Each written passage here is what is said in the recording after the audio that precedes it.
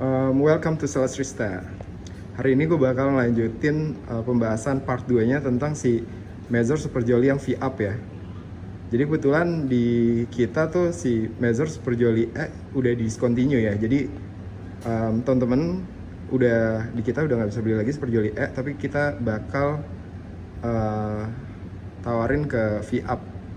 Jadi V-Up itu seri lebih tingginya dari si Super Jolly lah. Berapa sih perbedaan harganya itu? Kurang lebih sekitar 2 juta ya. Tapi sebenarnya dari 2 juta itu dapetnya tuh banyak banget ya. Soalnya dia build quality itu hampir semuanya berubah. Jadi kalau kayak ngomongin body, hopper tutup, dia punya settingan ini yang jauh lebih gampang dibersihin. Terus dia sekarang sistemnya lo kalau naruh portafilter naruh di sini kesenggol nggak jatuh. Terus di dalam sininya juga, di dalam mesinnya ini buat ngebrek dari hasil grindingannya juga dia lebih bagus dan lebih gampang dibersihin sekarang. Jadi ini lebih gampang dicopot, dimana kalau kita bahas Mazor Super Jolly dulu kan itu kan paten ya, nggak bisa dicopot. Kalau ini sekarang dia bisa dicopot, jadi teman-teman gampang buat bersihinnya bagian di sininya ya gitu.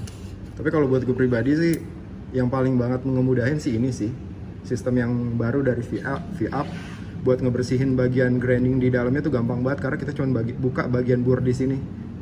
Beda kalau dulu si Super Jolly kalau teman-teman nggak biasa buka itu biasanya nanti naruh si bagian atas ke bawahnya lagi tuh biasanya bur-burnya pada lecet gitu. Jadi nggak semua orang bisa gitu, bisa hasilnya nanti miring lah segala macam. Kalau ini lebih gampang sih, lebih friendly use buat barista kalau buat bersihin grinder gitu.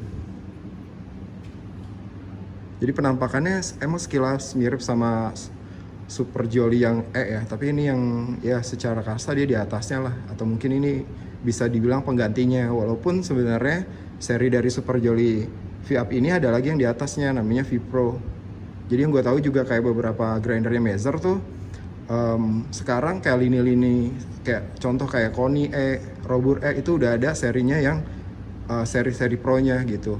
Jadi biasanya dia mirip bentuknya kayak V-Pro ya. Kalau V-Up ini emang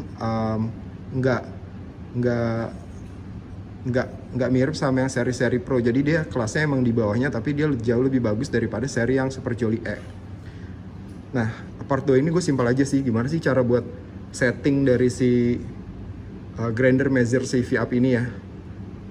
Jadi sebenarnya kalau menurut gue kalau nyeting tetap ya kita ini kan kita ngomongin waktu ya. Jadi langkah pertamanya sebenarnya dapetin dulu grind size dari yang teman-teman butuhin gitu kalau buat bikin espresso. Nanti kalau udah dapet, settingannya udah dapet, biasanya kan kita kayak gini nih setting. Ini nanti ada pinnya gitu ya, bisa ditaruh di sini nanti digeser. Ini kunciannya nanti dibuka aja dulu, nanti tinggal digeser-geser mau ke halus apa ke kasar. Kalau kita udah dapet settingannya, baru kita mainin timingnya. Berapa detik sih biji kopi keluar. Tapi teman-teman juga jangan lupa bahwa ketika biji kopi itu berubah tiap harinya, biasanya makin halus hasil gilingan kopinya. Ketika dia berubah nanti keluarnya dia bisa makin sedikit, jadi perlu disetting gitu. Jadi di sini makanya gue lebih saranin teman-teman juga punya timbangan ya, karena buat mastiin lagi ketika kalibrasi itu sesuai nggak. Walaupun grinder ini ya seharusnya kalau ngomongin grinder yang model kayak gini dia harusnya udah bisa disetting kan single double, tapi tetap harus dicek lagi pakai timbangan apakah dia gramasinya berubah untuk ngejaganya kayak gitu sih. Jadi timbangan tuh perlu banget. Nah gue bahas aja ya ini buat single double-nya kayak gimana. Jadi tampilannya kayak gini ya, udah jauh lebih modern ya dibandingin Super Jolly karena Super Jolly itu udah lama banget sih, kayak udah puluhan tahun kali ya dia ada di dunia gitu kan. Nah ini sekarang pembaruannya si V-Up ini. Jadi tampilan displaynya sekarang kayak gini. Kalau dulu kan kita setting menu, biasanya kan kita pencet lama di menu, terus dia blinking, kita ganti-ganti kan. Kalau ini sebenarnya lebih simpel sih. Jadi tampilan awalnya kayak gini. Ini berarti 18 kali udah pernah digunain. Terus kita masuk ke menu kayak gini. Ke time kita pilih aja mana yang mau kita setting untuk waktunya. Kita contoh yang single ya. Single kita pencet, terus kita tambahin aja kayak gini.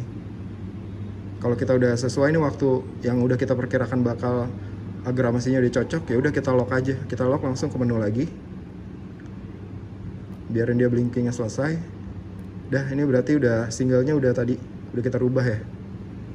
Jadi 3,6 detik. Nah, cara yang buat double juga sebenarnya sama aja sih. Kayak tinggal pilih double. Ini 7 detik. Bisa dicoba nanti hasil dari settingan awalnya gramasi yang keluar udah sesuai kebutuhan teman-teman apa enggak gitu. Misalnya let's say kayak pakai 18 gram, grain size-nya udah bener dulu, baru nanti dicari biar detiknya sesuai ngeluarin 18 gram tuh di detik berapa. Kalau butuh buat nambahin ya kayak gini sih, tinggal nambahin aja. Terus kita lock lagi ke menu. Ya udah kayak gitu. Jadi sebenarnya simpel banget ya, jauh lebih simpel. Walaupun secara looks mungkin kelihatannya kayak mirip bang. Ya gue juga setuju sih yang mirip, cuman Mazer ngeklaim ini secara build quality segala macam udah dibikin jauh lebih bagus bro dari Super Jolly E. Jadi menurut gue worth it banget ya untuk perbedaan harga yang segitu dapetin seri yang di atasnya lebih tinggi. Menurut gue ini lebih worth it sih.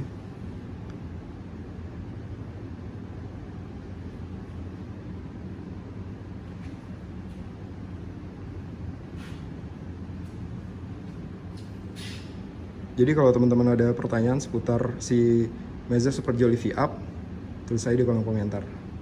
Thank you.